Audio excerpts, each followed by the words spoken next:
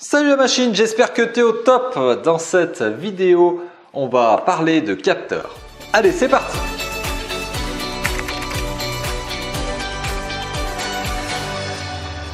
Les capteurs, ce sont les yeux des systèmes techniques. C'est ce qui va permettre au système technique de comprendre ce qui se passe autour de lui afin d'agir en fonction justement de son comportement, du comportement extérieur ou des besoins de l'utilisateur.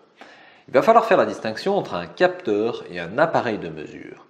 Un appareil de mesure, c'est quelque chose qui va être autonome, par exemple un multimètre.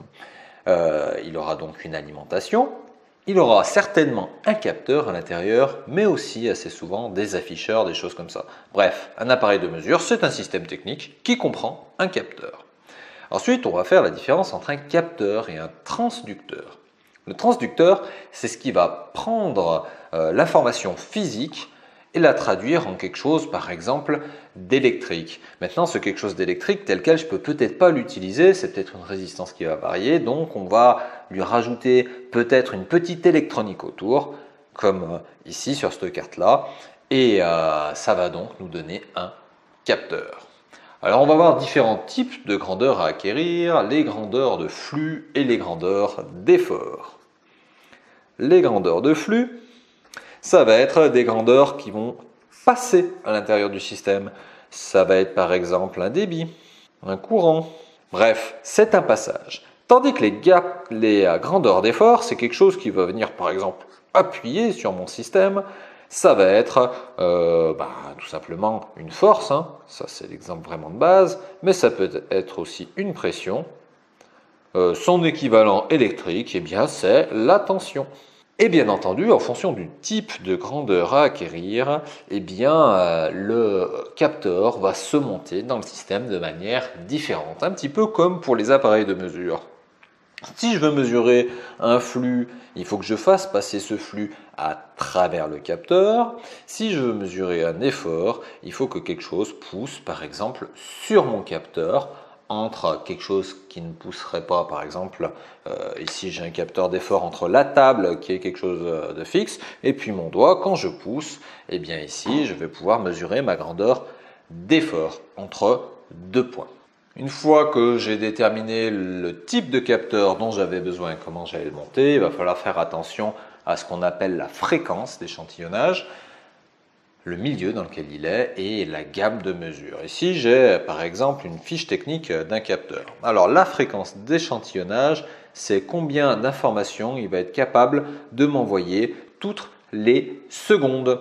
Peut-être que j'ai besoin d'une information chaque seconde, à ce moment-là, beaucoup de capteurs vont pouvoir répondre, mais si j'ai besoin par exemple de 10 000 informations par seconde, eh bien tous les capteurs ne vont pas être assez réactifs et permettre de faire ceci. Ensuite, il faut regarder la gamme de mesures. Par exemple, ici, j'ai mon capteur, il y a marqué Full Scale Range, plus ou moins 2000 degrés par seconde. C'est un gyroscope. Donc, il y a marqué plus ou moins 2000. Ce sont des degrés d'angle par seconde. Il y a marqué sec, ça veut dire par seconde ici, vu que c'est en anglais. Eh bien, ça veut donc dire que j'ai ma gamme de mesure qui est une gamme de mesure de variation d'angle toutes les secondes et je ne pourrais pas mesurer au-delà de cette gamme de mesure, tout simplement. Ensuite, il faut que je fasse attention au milieu ambiant. Ici, il y a marqué accélération 10 G pour 0,3 secondes. 10 G pour 0,3 secondes, ça veut juste dire qu'il ne faut pas mettre trop de choc sur mon capteur. De la même manière, on pourrait aussi limiter la température de fonctionnement du capteur. Donc il va falloir faire attention à toutes ces fiches techniques pour être sûr que notre capteur correspond bien à ce que l'on veut avoir. J'ai aussi éventuellement marqué ici la tension d'alimentation de mon capteur. Bon, on va voir, on va revenir là-dessus. Ici 3,3 volts ou 5 volts, c'est quand même beaucoup de capteurs qui fonctionnent avec cette tension d'alimentation-là. Au niveau du fonctionnement, on fait souvent la différence entre un capteur passif et un capteur actif.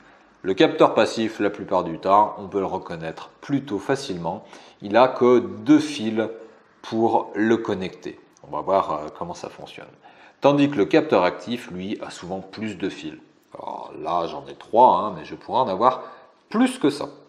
Alors, On va commencer par le capteur passif. Assez souvent, il va juste fonctionner comme une simple résistance qui va se mettre à varier en fonction de la température, une thermistance, en fonction de l'effort. Ici, j'ai un capteur d'effort ici qui va avoir ses résistances qui va varier en fonction de l'effort que l'on va venir appuyer. Donc au niveau du câblage, le capteur passif, eh bien, ce qu'on va faire, on va l'alimenter, par exemple en plus 5 volts ou plus 3,3 volts, ça dépend de sa tension d'alimentation. Et ensuite, on va venir mesurer ici une tension qui va venir varier ici en fonction justement de la perte de tension qu'il va y avoir aux bornes de la résistance. Et cette tension ici, par exemple, que je vais mettre sur un port analogique ici d'une carte Arduino, je vais venir la mesurer. Voilà. Et en fonction, j'aurai donc l'information indirecte donnée par la résistance et donc l'effort qu'il va y avoir dans le système. Tandis que le capteur actif, lui, va avoir 3 fils. Donc le capteur actif, il va falloir que je l'alimente. Donc si je mets une boîte par exemple comme ceci pour représenter mon capteur, il faut lui envoyer par exemple du plus 5 volts. Il faut le câbler à la masse et il va nous renvoyer une information, par exemple ici sur une broche analogique d'une carte Arduino, que je vais appeler par exemple A0, sur une autre broche. Donc il a son alimentation et il renvoie une information. Par exemple sur ma carte Arduino ici, si je regarde sur ma petite carte électronique, donc j'ai le VCC, le GND qui a marqué une information ici donnée X qui arrive sur mon fil jaune. Donc mon fil jaune, il faudrait que je le branche par exemple en A0 sur la carte Arduino. Le GND, le fil noir et le 5 volts par exemple ici au niveau de mon alimentation. Voilà. Mon capteur est branché, il va me renvoyer des informations directement sur le port analogique. Et là, les informations dépendront directement de la grandeur mesurée. Et donc, les informations renvoyées par mes capteurs pourront être analogiques, comme je vous en ai parlé juste avant, numériques ou logiques. Alors, on va essayer de faire la différence. Par exemple, je trace la tension que je lis au niveau de mon port A0 de mon Arduino en fonction du temps. Si je suis sur un capteur analogique, j'ai mon 5 volts qui est là, eh bien la tension mesurée va être l'image, on va dire, par exemple, de l'effort, la température, l'accélération, bref, ce qui est capté, la grandeur physique captée qui est mesurée. On dépend directement l'un de l'autre et je suis donc sur une valeur analogique, c'est-à-dire une valeur continue. Je peux peut-être mesurer 4,498 volts, etc., etc. Dès que je vais passer en grandeur numérique, eh bien, il va falloir savoir sur combien d'octets, par exemple, je vais coder ma grandeur. Si, par exemple, je code mon information numérique sur un octet, par exemple, un octet, c'est 256 valeurs. Ça veut dire que si j'ai 5 volts, je vais avoir un pas de 5 divisé par 256 pour avoir une idée de tous les pas d'information. Bref, j'aurai 256 pas d'information numérique, je schématise ici, et mon information réelle, elle va faire des sortes de petits sauts comme ça, qui vont avoir des petits créneaux pour représenter mes pas. Elle ne va pas être complètement continue, elle prendra une valeur ou une autre. Je fais bref, des tout petits créneaux pour représenter les valeurs numériques. Et enfin, les grandeurs logiques, eh bien c'est simple, c'est du binaire. C'est-à-dire soit c'est des 1, soit c'est des 0, soit ça détecte pas. Alors c'est-à-dire que ici par exemple, eh bien ça ne détecterait pas. Là ça se mettrait à détecter jusqu'à ce que je sois inférieur à 2,5 volts, je ne détecte plus. Ici je détecterai, etc., etc.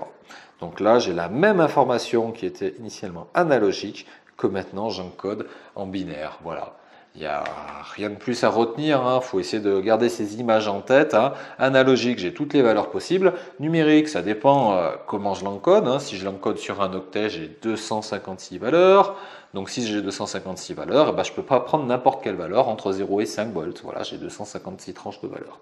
Et logique, eh bien, je n'ai que deux valeurs, le 0 ou le 1. Donc forcément, soit ça passe pas. Voilà le type d'encodage que je vais avoir. Et c'est vrai que quand vous allez déclarer vos ports sur une carte Arduino, par exemple le port A0, comme j'avais branché mon capteur tout à l'heure, eh bien le port sur cette carte Arduino, je vais lui dire si en entrée j'ai des grandeurs analogiques qui vont rentrer, numériques, donc codées à ce 256 valeurs par exemple, ou logiques tout simplement. Voilà, cette vidéo est terminée, on va récapituler assez rapidement. Donc les capteurs, ça dépend quel type de grandeur ils vont mesurer, hein, si c'est des grandeurs de flux ou des grandeurs d'effort, et en fonction du type de grandeur qu'ils vont mesurer, on va les monter dans le système différemment. Les capteurs peuvent être actifs ou passifs. Passifs, ils vont avoir deux fils, et souvent ça va être une résistance qui va varier en fonction de la grandeur à mesurer. Actifs, je les alimente en courant, et il me renvoie par un troisième fil, un quatrième, un cinquième, bref, il pourrait y avoir tout un tas de sorties, hein, bien entendu, les grandeurs à mesurer. Les grandeurs à mesurer peuvent être sous forme analogique, numérique ou logique. Analogique, c'est-à-dire prendre n'importe quelle valeur sur une plage de tension. Numérique, prendre qu'une série de valeurs, c'est-à-dire par exemple le 5 volts, je décompose en 256 tranches et puis je vais prendre des valeurs que sur chacune de mes tranches, ou logique, eh bien, soit j'envoie rien comme tension en sortie, soit j'ai une tension de sortie. Voilà, la vidéo est terminée, j'espère que vous avez bien compris. Bonne révision!